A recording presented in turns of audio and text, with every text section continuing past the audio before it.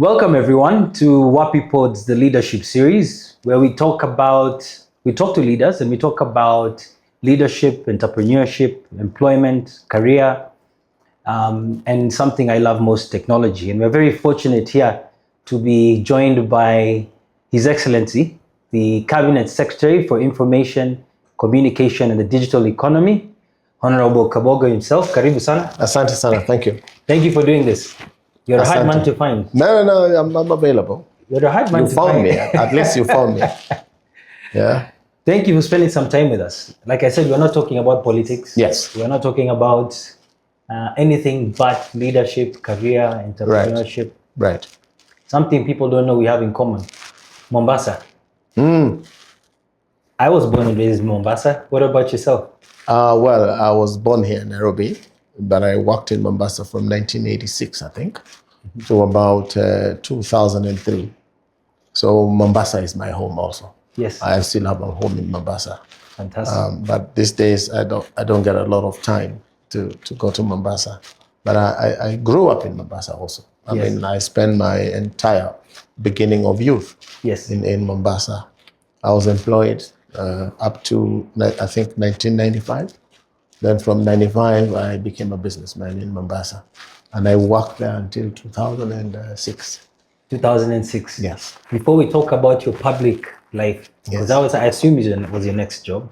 Yes. What was your first job? I was an accountant. I studied in India. I did BCom, accounting option.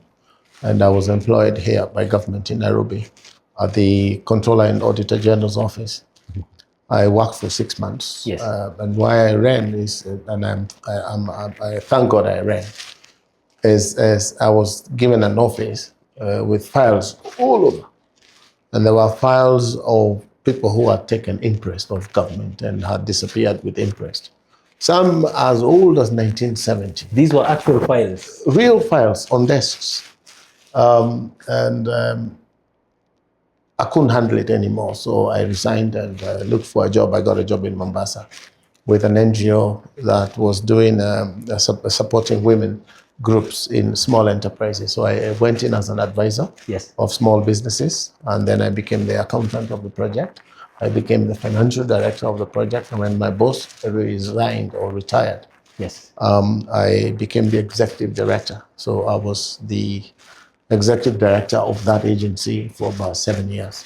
7 years? Yes, and in 1995, I threw in the towel to join the business world. By then, I had already started importing cars. I was a major car importer in Kenya. In Kenya? I think the last vessel that carried my cars had about 1,000 cars. 1,000 cars? Yes, and that was quite a huge number. How many containers? Of course, I had joined, they were on open, it goes on the open deck. Of course, I had joined up with a Japanese company that I used to buy vehicles from. Yes. So at some point, I'll buy 20, 30 cars. Then when they realized there was potential in Kenya, we decided to partner.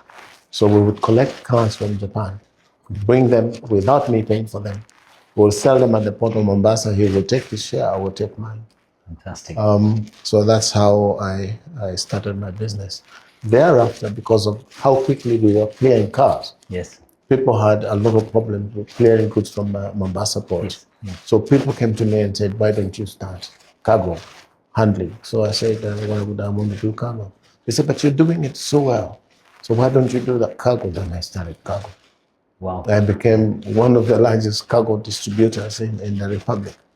And that I did from then, 1995, towards 2000, 2006. Then I joined this bad job, very bad job. Leadership I really... So you came back, why Kiambu? Why not... not Kiambu, I came back to Juja. Juja? Yes, in 2003, November, I think October, is when I started campaigning for 2002, August, I think. Yes. For the elections of 2003. Yes. I came in August 2002, and I captured the seat against Mwenge. You know, remember Mwenge? Yes, I remember Mwenge. I thought that was the right time to join politics. Yes. To help our country. Yes. But I did not know that the game is very dirty. It is, isn't it? Very, very dirty. It's the dirtiest game in town. So you, If I were to go back, yes, 2002, I would not do it. yes, I would have continued with my business, and I was quite stable in my business. Of course, I kept the office in Mombasa till about 2011, and of course I left my brothers doing the same job that I was doing. I don't Cargo as regret. well. I don't regret having done that business because it made me who I am. Yes. Of course, you'll hear people saying, we don't know where this wealth came from. This guy is so wealthy. I remember then, 2002, they would ask me, how do you own a helicopter? I mean, there was such, and a helicopter is about $2 million. Yes. And then to Did them, you bring in a helicopter? yes, I am a pilot myself. Yes. I bought a helicopter, trained here in Wilson. Yes. I have about 5,500, 550 hours, not 550 hours. 550 hours captain, and probably 200 hours of co-pilot. A lot of people don't know you're a pilot. No, I am a pilot, a good pilot. 550 I hours. should give you a ride. I should give you a ride. Do you still have the I'm helicopter? a technical guy from Zamani. I used to do these things in technical high school, Thika. Yes. As a matter of fact, if you go to Thika Technical School, Yes. you will find the class of 1979, 79. electrical engineering. Yes. I got a distinction too in practicals. So I'm just a guy who does gadgets. So this is not a And I find myself in the This new ministry job. now of gadgets. And I'm happy that I'm in this space now. What excited you most or scared you most about business? At the early age of 27, 28, by that time, all you needed is a good life as a young man. Yes. You have a small car, you have a rental house of 2 rooms, and that I could easily get. Yes. So there was nothing to panic about. Yes. But when real money started coming through, the question is, will you sustain? How long will this real money continue coming? And for me, it was from start all the way to the end. Yes. And I'm sure I would still be doing very, very well in business if I had not come to politics. So did you? But again, is what you do with your money. Because I remember Very important. coming to elections, I had quite a sizable amount of money. Yes. And what I did land banking. So I started purchasing land. Yes. I remember one I bought from one of the government agencies. Yes. Yes. I bought one for, I think, 113 million. 113 million. Yes. And that was, I think, 2011. Yes. I'm giving you an example. Yes. Yes. And a few years later, I tried to sell it. There was no one to buy. I think one of the banks tried to buy. But I didn't sell it because I didn't get the right price. At some point, the same bank, through somebody else, a year later, they came to me. And I knew they were desperate. And this is how sometimes we need to take advantage in situations that when you're doing a transaction, you need to understand the need of the other side. How well do they want what you have? And that talks about your negotiating power, but you negotiate from a point of knowledge. So when I knew they needed it and they had to have it, you can't believe how much money I sold it. I sold it for.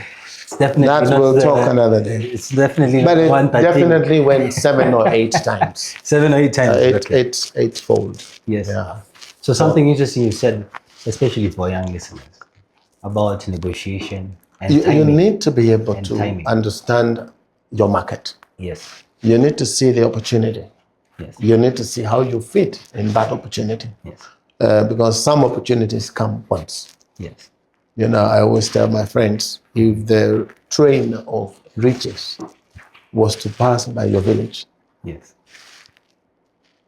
jump into the train first and let people push other things for you while you're in the train, because that train may never come again.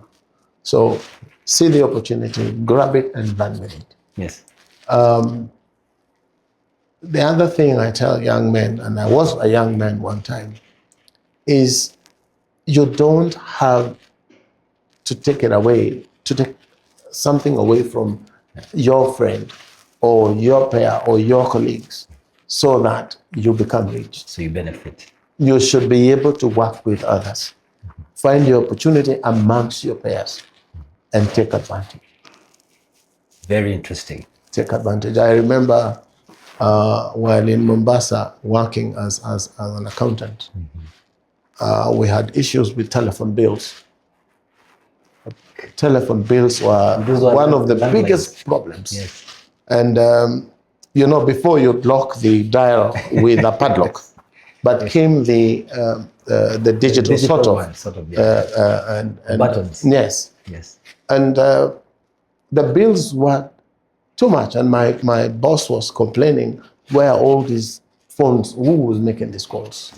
So I figured from one Juakali place that you could make a lock of the digital plate, with a steel plate. So you cover it with and lock it at the back. And lock it. Do you know I sold over 10,000 of those things? Just by saying one thing. That's very innovative. And it brought, and I did it in Juakali. There was the former Juakali president, the late Sami. I did it at his garage. Of course, I took advantage. I made money. I think it was 3,000 shillings a piece. And I made 10,000 pieces. Quick money. So see it and run with it. See the opportunity. Run with it. Yes. Employment versus entrepreneurship. Always entrepreneurship. Always entrepreneurship. Always, 100%. But you have to start somewhere. Yes. If I had stayed in Nairobi, at the office of the Controller and Auditor General, believe you me, I'll still be there now. I'll be retiring now. Still living And there. I know the guys I left there. They're not so badly off, but they've just been career civil servants. Yeah. So I'm happy I ran away from those files. I'm happy I went to train women on bookkeeping and starting their businesses, record, all those things. Yes. And I'm happy I went to Japan. Yes. I found these colleagues I used to do business with. The opportunity of being a clearing agent came through. I became a cargo distributor, a large one in the country. And so entrepreneurship is the thing. Is the thing. It's the thing. It's no way. Of course, I was earning good salary. Yes. I went to Mombasa with a 15,000 shillings pay. Yes. And in 3 or 4 years, because we were working with donor funding, I managed to participate in fundraising in terms of writing proposals. Of course, schooling myself on proposal writing and things like that. Believe you me, by the time I left 1995, you people were complaining that the KPC UMD was earning 250,000 shillings a month. I was taking home 600,000 shillings. Because the donors that funded us gave us salaries of their donor at their level. Yeah. And that was part of our proposals anyway. So employment, good if you're at that level. Yes. But there are more opportunities in entrepreneurship. Because the sky is the limit. Absolutely. Yes. A fine gentleman in a previous podcast mentioned, Eddie, not all of us can open a shop and import things from China. Yes. So not all of us can be entrepreneurs per se. True. I'm an entrepreneur now, but there are people who work for me. So they're in employment. And I've seen some of them go open their own enterprises. Yes. Some want to do what you did. Yes. It's not always probably workable. Yeah. But I have seen people I have mentored, and they have become just as wealthy. Yes, just as wealthy. What foresight do you think one should have to be able to see opportunities? As you very You clearly need have to said, understand the you've seen mathematics it. Yeah. of you put in a shilling, it Yeah. should bring you 10. A shilling should bring you another shilling. Another shilling. But sometimes a shilling could give you 10. And that's where we go wrong, because everyone wants to get rich quickly. You have to have patience. Yes. You have to have a market. Yes. Your idea must build into an idea that has a market. Market. And you should be able to take care of your market. You should be able to sustain your market. Yes. You should be able to grow your market. And that's why you see some of us start with this trade. Yes. Then you move into another. You move into another as they show up, as you look for them, because they will never come to your door. Yes. You will see opportunities as you do other things. Yes. Well, sometimes people say you don't want to become jack of all trades. We've had that. But sometimes you will see wealthy people in the world, they continue buying companies. Yes. You buy this one, you buy the other one. And in different fields. Look at you guys, you're growing. Yes, yes. And this is how businesses grow. Yes. Of course, business will not grow without investments. Yeah. You would have to expand as you grow. What's your level of earnings this year? What's your capacity to invest next year? Some people say savings make investments. Yeah. And sometimes not necessarily savings. The potential you have and the growth level that you're at, yes, your bank can finance you to grow. It's not what you have saved in the bank. It's the potential the bank sees in you. Yes. You have an asset like this one. Yes. It can get you a cool 300 million in terms of overdraft. Yes. And the business you have seen requires 1 billion shillings. But as you do that business, you can continue. I will do it. Depending on how. You need 1 billion, but you don't need it from the word, you need to do your cash flow projections. Absolutely. What's your inflows like? What's your outflows? At what time will you need what?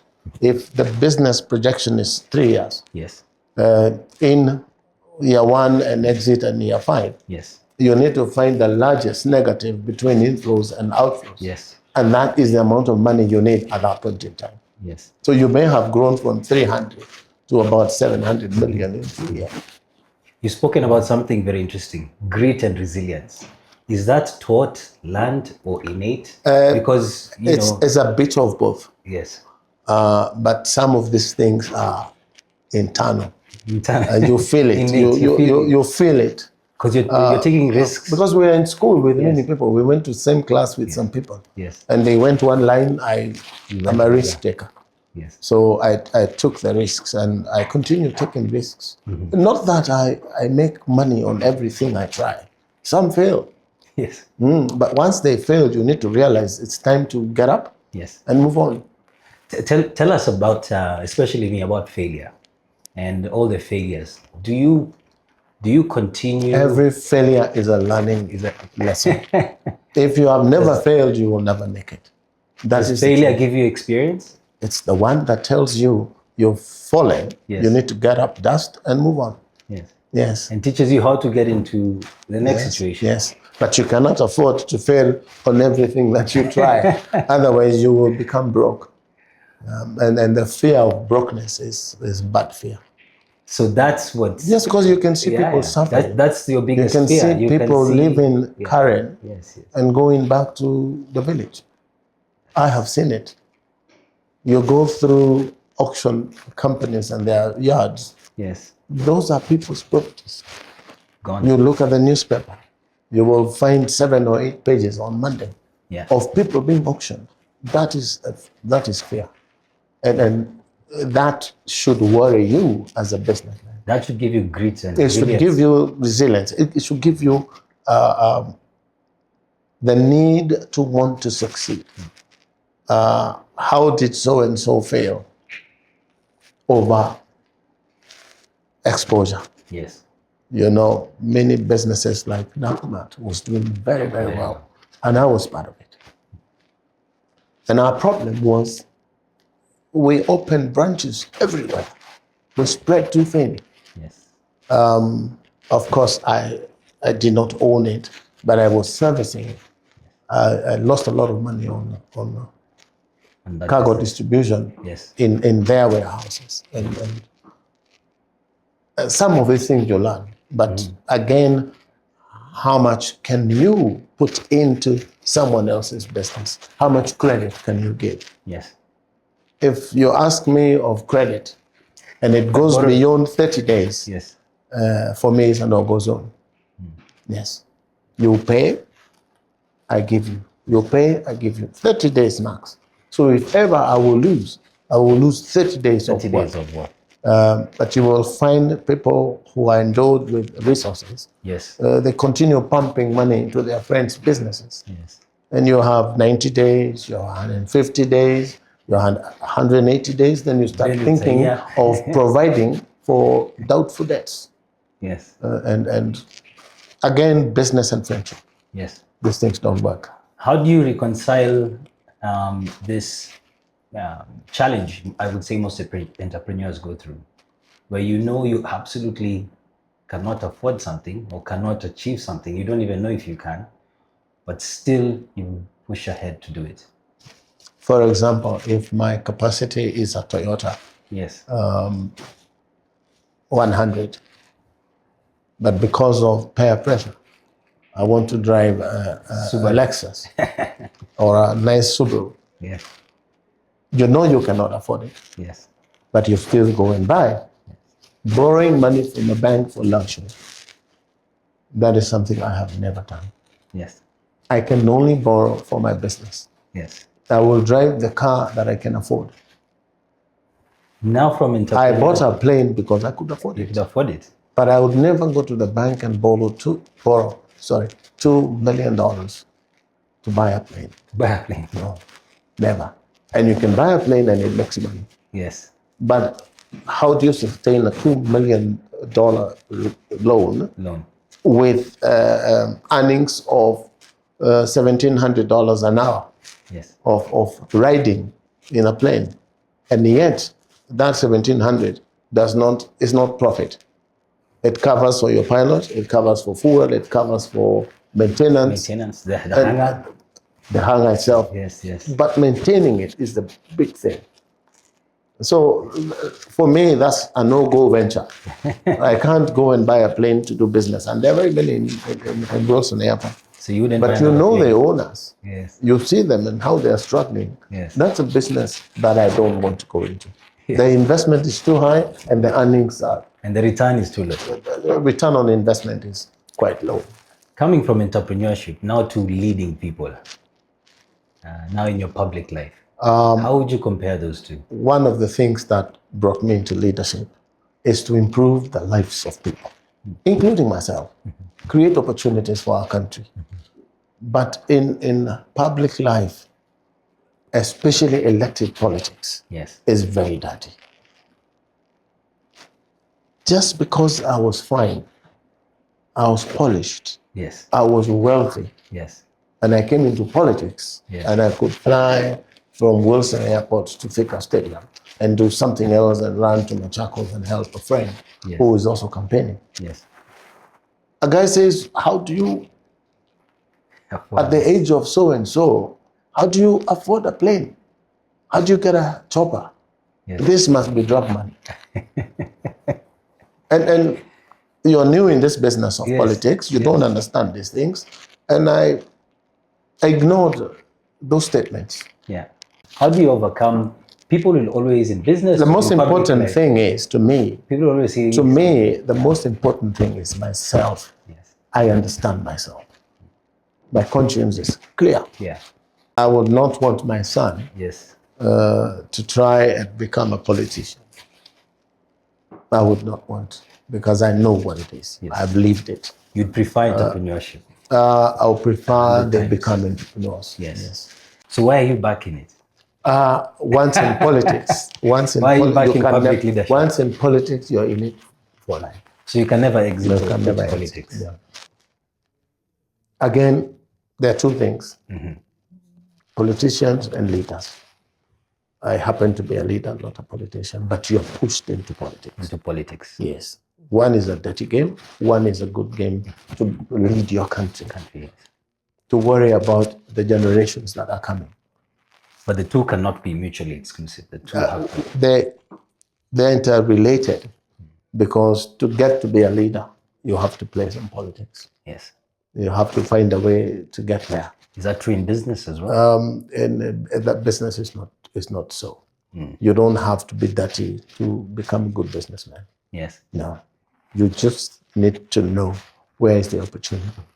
What is your space? How can you take advantage? Because there must be two. A buyer and a seller. That's it. In every business. And a margin. That's it. So which one do you go for? Yes. The one that has quick margin, the one that has, a good margin. Yeah.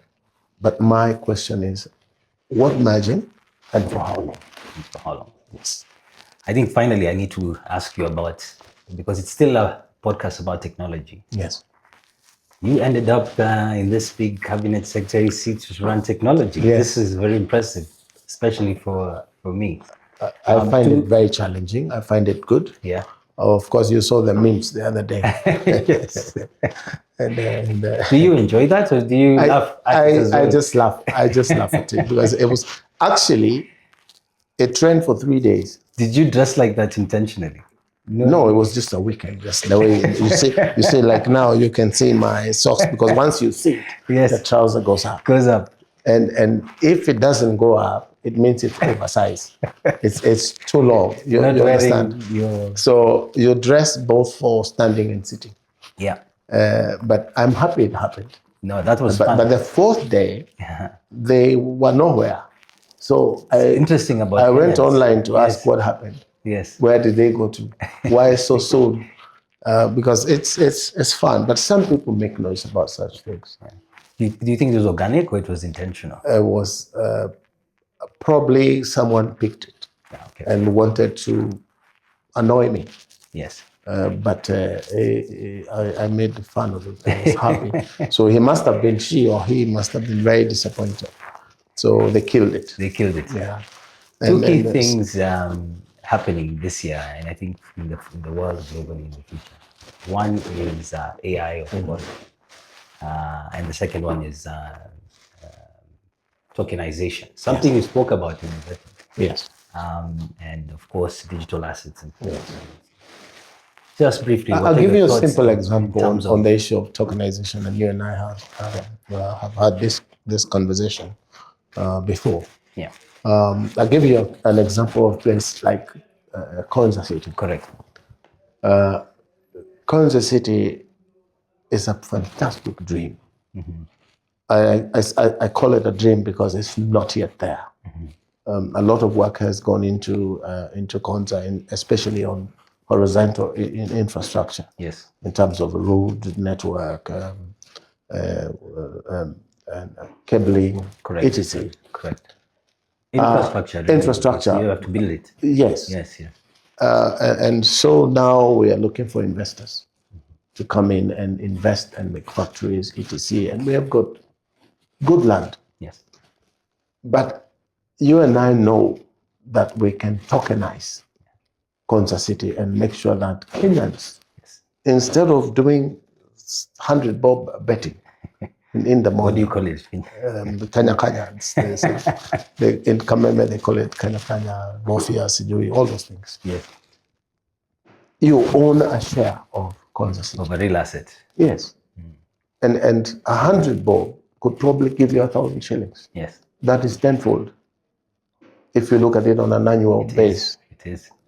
And this is something I want to drive. And Kenyans start owning real assets in fintech. Yes. And it can happen, and it can happen. Yes, it can. The only problem with Kenyans is fear of con, because there's too much fraud. There's a lot of fraud. There's a lot of fraud out there. Yes.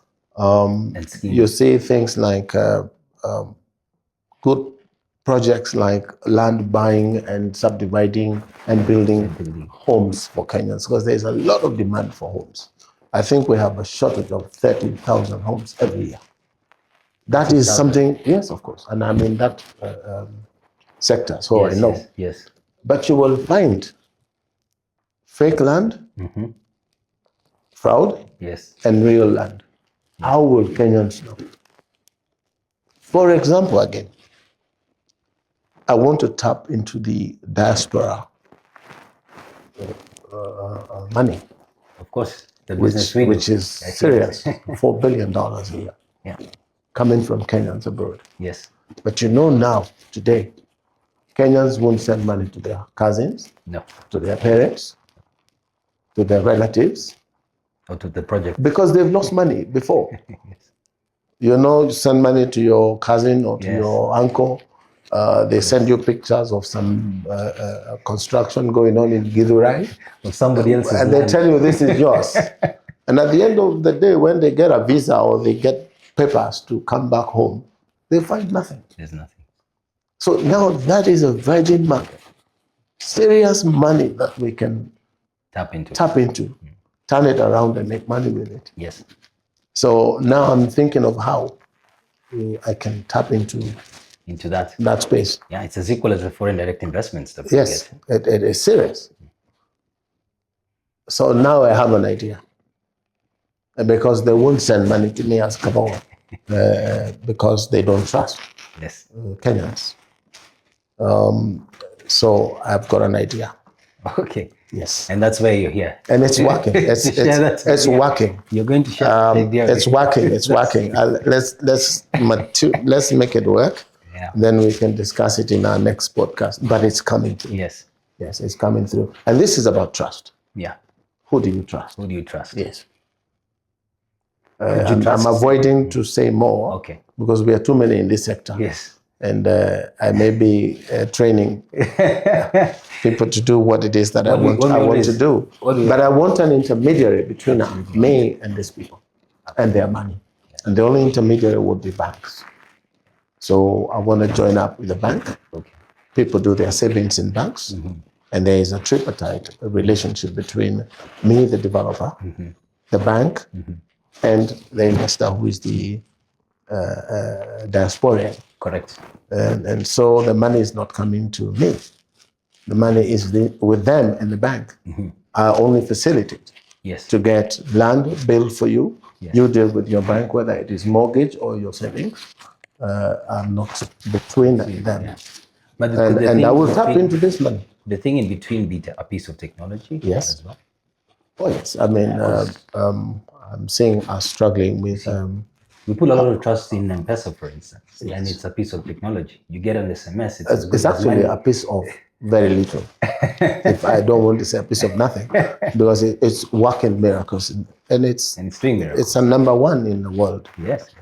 But you look behind, because you're a tech guy. What is in it? Yes, we know what's behind. What is in it? Not just there is no movement of money. It's not just money moves from banks to banks. And it's just messages between us. It's just being innovative. Yes. Of course, there are many other things that can happen better than M-Pesa today. But that doesn't mean we lose our track of where we've come from. Yeah. Because mobile money now is the way to go. Absolutely. Especially when I happen to be lucky because I have lived in both worlds. The world of you have to go to the bank. Physical cash. Physical cash. Yes. I have done M-Pesa. Yes. I'm now doing mobile banking. Yes. Which I don't like, because you spend money from the comfort of your couch. Yes. In the house. Yes. You say something you want to do and it's at night, you lost your sleep. You enter into mobile banking. So you find yourself spending all the time. Yeah. And again, if you're spending money from a business, yes, you need to remember that the game here is revenue versus expenses. Indeed. So you need to categorize your spending. Yes. Are you spending for business or are you spending for luxury? Yes. If it's for luxury, then it's a drawing from your business. Because where do you earn? Absolutely. That's where you earn. That's where you earn. So self-control is something that we must discuss if you're in business, whether in tech or in any other business. Tech just makes business flow. Flow. quicker, faster. Yes. You believe in the money moving. Yes. Just finally, Your Excellency, I think the ICT ministry, what do you think will be your legacy in the next, is it 2 years? Or what would Hopefully you like two your and a legacy? half. Yeah, 2.5. Number one, I work for government. I'm a government minister now, or a cabinet secretary. And I've seen an opportunity Yes. of improving service delivery. And this is what the retreat that we had 2 days ago, cabinet, is where the president says, deliverables. My ministry, I want to deliver digital government, paperless government. And you know, one of the biggest problems we have in public service is corruption. And once we just go digital, paperless, half the corruption disappears. We don't even need 100% of it to go. No. Even If we go 50% e-procurement, because most monies of government are lost through procurement. And then the president has ordered that from 1st of July, we go e-procurement. E-procurement. The resistance will be hard, but you will meet a bulldozer you have never seen. Because the president has made it clear. Yes. We must go e-procurement. It has to be implemented. It has to be. And you know, procurement, open tender. Guys go and talk to those that are involved in the process of approving tenders. Yes. And they decide one thing to lock some people out is specification. The other thing is you put in documents and you wait for others to put in, then they sneak out your documents to go and fix them. In this case of e-procurement, once you put in your docs, that's it. It's sealed. It's sealed. It's over. Yeah. It's done. It's in electronic format. Yes. Yeah. So that will wipe out 70% of corruption in procurement. That's how government spends money. Government is the biggest spender. Yeah. Actually, is the biggest business partner of almost everyone. It is. Yes, you talk of those trillions that are spent. You're the second leader saying this. Yes. The first leader said the same thing. Yes. The government if you can find space to do business with government, you're doing business with the big boys. Yeah. I mean, that's the biggest boy in town. Single biggest. Yes. Yeah. So it's exciting. It's exciting. Going back to your question, yes, I want to be the one to help government digitize. The other thing is, I want to be able to open up the digital platform for the young Kenyans, the Gen Zs of this world. Yes. And that's why the president's dream of 1,450 digital hubs is not just a dream. It is a phenomenal thing that is going to happen, where young boys and girls can go into a hub, train on how to use the platforms, and go out and start their own businesses. And we could help them with machine loans. Absolutely. Because once you've learned how to use a machine, and you're able now to do a job online. Correct. You need a machine when you go home. Absolutely. This machine is probably 40,000 shillings. And I'm experienced in terms of giving small loans, which I started with women groups in Mombasa those years. I came to Kiambu, we started a Biashara Fund, where we could give motorbike, salon equipment to girls, all sorts of things. Loans of between 5,000 and 500,000 shillings. We distributed thousands of motorbikes. A guy comes to the county government. He finds himself lucky. Grabs a motorbike, a helmet, insurance, goes to a riding school. And in 3 weeks, the guy is on the road making money. The recovery rate of those loans was almost 98%. Why? Because this fellow is one person who never thought he would ever happen. Get 100,000 shillings in his name. And here is 120,000 shillings from the county government. Why won't he pay? It's a fantastic legacy. So here, if we can train people on using devices, high-speed internet in every corner of this country, fiber internet. And we have very good internet in Kenya. Yes, of course. And it's travel to Nigeria. very cheap. Actually, cheaper than any other country. We want to make it affordable, much cheaper. We want to have public Wi-Fi that is almost free. And then 25,000 is the target of the president. 25,000? 25,000 hotspots. Hotspots. We're now looking for ways of making sure that we can partner with ISPs and other people in this space so that wherever they have a mast, we can use a mast to broadcast public Wi-Fi routers and extenders, etc. So I want to start a machine learning scheme so that if you go to a digital hub and train and you don't have a machine, government can lend you a machine through Hustler Fund, through Jitume Fund, through Jitegemee Fund, some sort of sustainable mechanism of funding. People who do not have collateral to fund themselves. So it's an exciting moment for me. It's very exciting. And if you see some of the tools in AI platforms are doing, a tool like that to that young man. Yes. Because nowadays you go self-train and you learn how to create things and make money from... so you can go to a market or a post office near you. There's public Wi-Fi and you have the machine. You're working. And you have free internet. Free internet.